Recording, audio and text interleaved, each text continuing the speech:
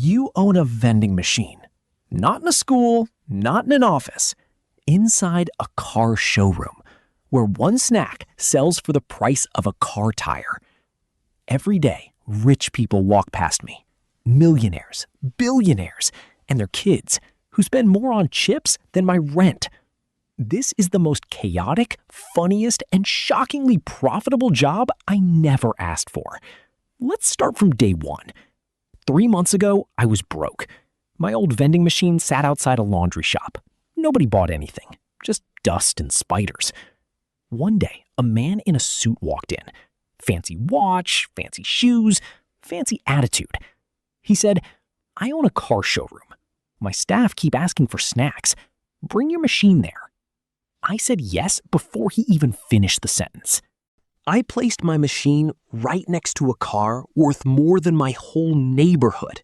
People stared at me like I was an alien. A snack machine next to a Lamborghini? But within 1 hour, something crazy happened. A guy in sunglasses walked up. He didn't even look at the price. He just tapped his card. I checked the price list. Water bottle? 5 times normal price.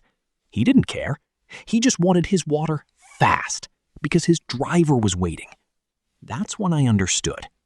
This is not a normal vending machine job. Next came a kid, maybe 8 years old. Gold sneakers, diamond watch. Yes, a literal diamond watch. He pointed at a chocolate bar and said, "I'll take 10. I said, "Sir, it's just chocolate." He said, "Money isn't a problem." I have never felt so rich and so poor at the same time. The showroom owner gave me strict rules. Rule 1, keep it clean. Rule 2, restock every morning.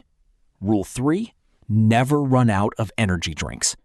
Apparently, car salesmen survive on energy drinks and dreams. If the machine runs empty, salesmen become zombies. One day, a new car launch happened. Hundreds of people came. Cameras, lights, chaos. My machine sold out in 40 minutes.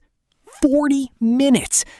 I made more money that day than my entire old shop made in a month. A businessman once bought a soda and left a tip bigger than the soda price, just because he liked my vibe. An old lady thought my machine was part of the car display. She asked if it came with the car. I said, "No, ma'am, but I'll throw in free chips." She laughed so hard, she almost bought 2 cars. But it's not always easy. Running a snack machine here comes with its own drama. Let me tell you about the worst day. It started like any normal morning. I opened the shutters, restocked the shelves, wiped the glass clean. Everything looked perfect.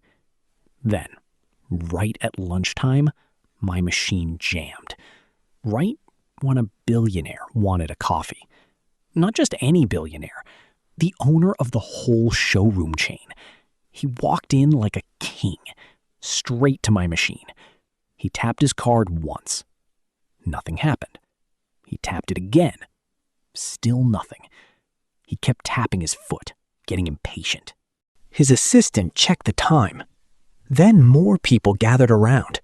Salesmen peeked from their desks. Even customers stopped to look. I panicked. My hands started shaking. I pressed every button twice. I checked the plug. I checked the coin slot. Nothing worked. Sweat dripped down my face.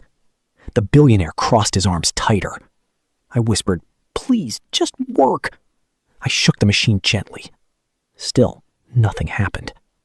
I shook it a little harder. A single chip bag fell out. The crowd laughed a little. My face turned red. I gave it one soft knock, then a slightly firmer knock. Suddenly, the machine buzzed. Lights flickered back to life.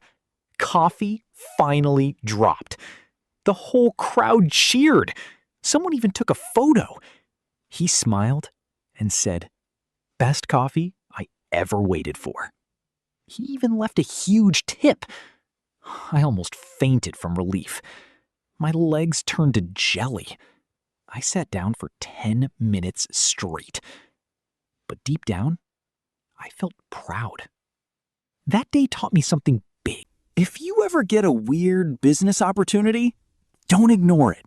Don't think it's too small. Take it. You never know where it leads. Mine led to a car showroom. Yours could lead somewhere even bigger. So the next time life offers you a strange little chance, say yes first.